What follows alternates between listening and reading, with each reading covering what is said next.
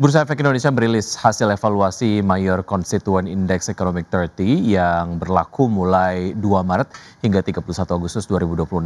Dalam rebalancing terbaru, 5 saham dikeluarkan dan 5 saham baru masuk ke dalam indeks, yakni saham BBYB, BKSL, HRTA, KIJA, dan NCKL.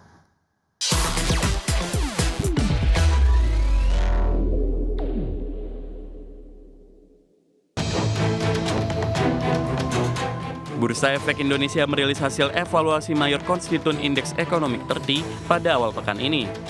Dalam rebalancing terbaru, terdapat 5 saham baru yang masuk ke dalam indeks tersebut, sementara 5 saham lainnya dikeluarkan.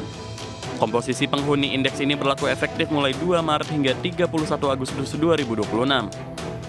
Adapun 5 emiten yang masuk ke indeks Economic 30 adalah PT Bank Neo Commerce Tbk dengan kode saham BBYB, PT Sentul City Tbk atau BKSL, PT Harta Dinata Abadi Tbk atau HRTA, PT Kawasan Industri Jababeka Tbk, dan PT Trimegah Bangun Persada Tbk. Sementara itu, 5 saham yang dikeluarkan dari indeks yakni PT Aspirasi Hidup Indonesia Tbk dengan kode saham ACES, PT Bank Jago Tbk atau ARTO, PT MD Pictures Tbk dengan kode saham FILM, PT Sumarekon Agung Tbk, serta PT Saratoga Investama Sedaya Tbk.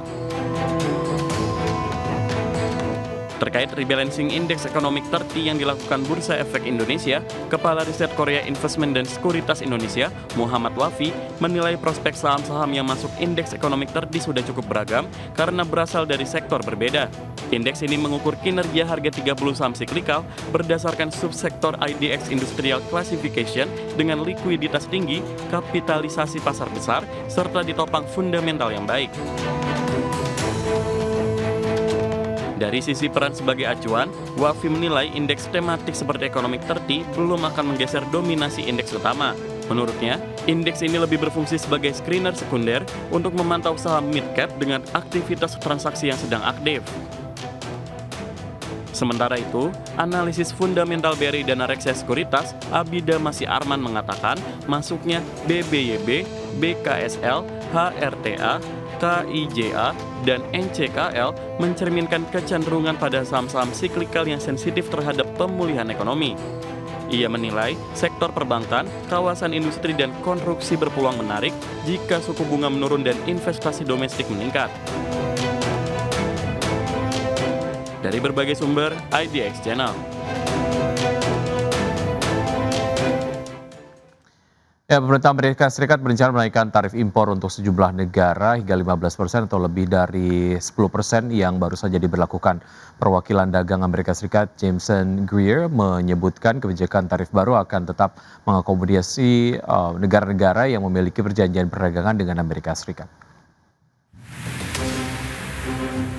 Pemerintah Amerika Serikat berencana menaikkan tarif impor untuk sejumlah negara hingga 15% atau lebih dari tarif 10% yang baru saja diberlakukan.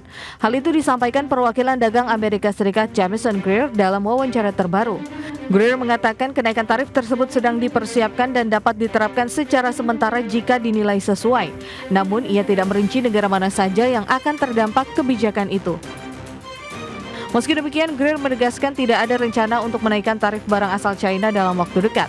Pemerintahan Presiden Donald Trump disebut tetap berpegang pada kesepakatan dagang yang telah ada, seiring rencana kunjungan Trump ke China dalam beberapa pekan ke depan. Greer menyebut kebijakan tarif baru akan tetap mengakomodasi negara-negara yang memiliki perjanjian perdagangan dengan Amerika Serikat.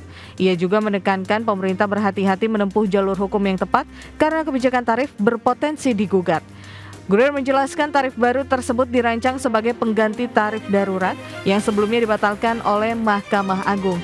Pemerintah kini mengandalkan mekanisme hukum lain termasuk Pasal 122 dan Pasal 301 Undang-Undang Perdagangan 1974 yang dinilai tetap sejalan dengan perjanjian dagang internasional yang berlaku. Berbagai sumber IDX Channel.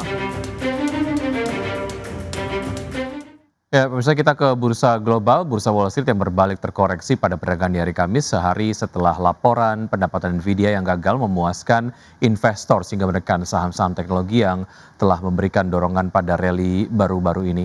Dan meskipun ketiga indeks saham utama berada di jalur untuk mengalami kerugian mingguan yang moderat, S&P 500 dan juga Nasdaq Composite diperkirakan akan ditutup lebih rendah pada bulan ini. Sementara Dow Jones tetap berada di jalur untuk mencatatkan kenaikan pada bulan Februari. Pada perdagangan di hari Kamis, Nasdaq Composite turun 1,18% ke level 22.878, S&P 500 terkoreksi 0,54% ke level 6.908 dan Dow Jones Industrial Average menguat 0,034% ke level 49.499.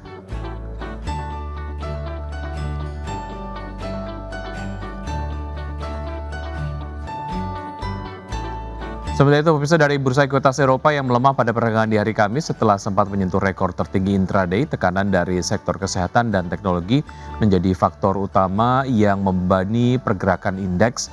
Meski kinerja positif, sejumlah emiten membantu membatasi penurunan. Stock 600 ditutup melemah 0,05% ke level 633,18. Mayoritas bursa regional utama berakhir di zona hijau dengan DAX Jerman menguat 0,45% ke posisi 25.289. FTSE 100 Inggris naik 0,37% ke posisi 10.846.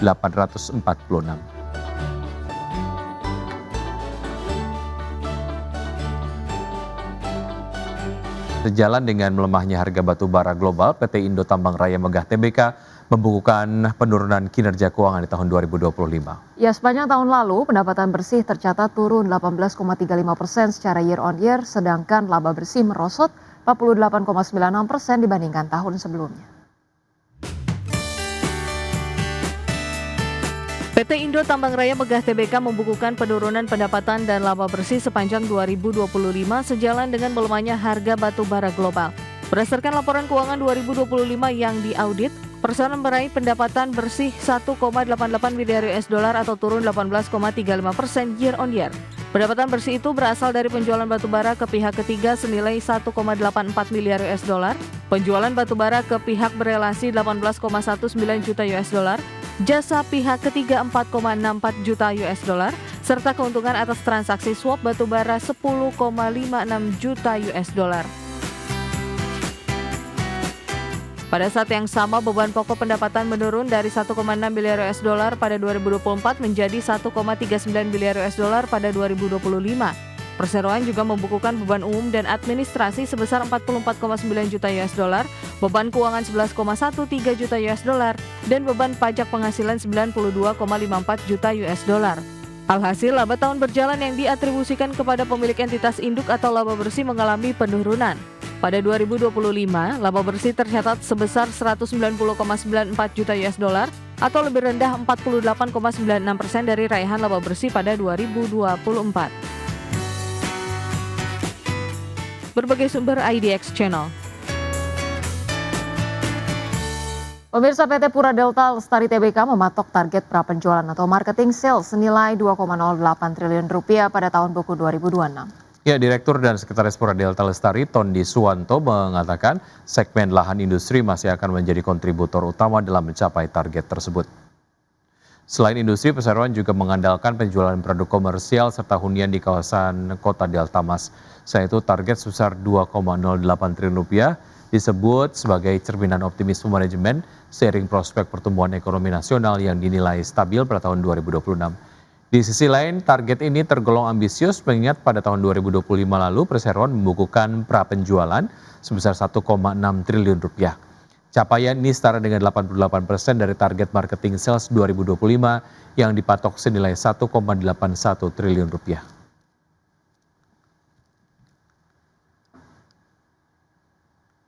Ya, emiten cat bangunan PT Avia Avian Tbk mencatatkan kinerja positif sepanjang tahun 2025. Ya, laba bersih dan penjualan tumbuh di tengah kondisi pasar yang masih menantang. Strategi distribusi dan inovasi produk menjadi kunci pertumbuhan perseroan.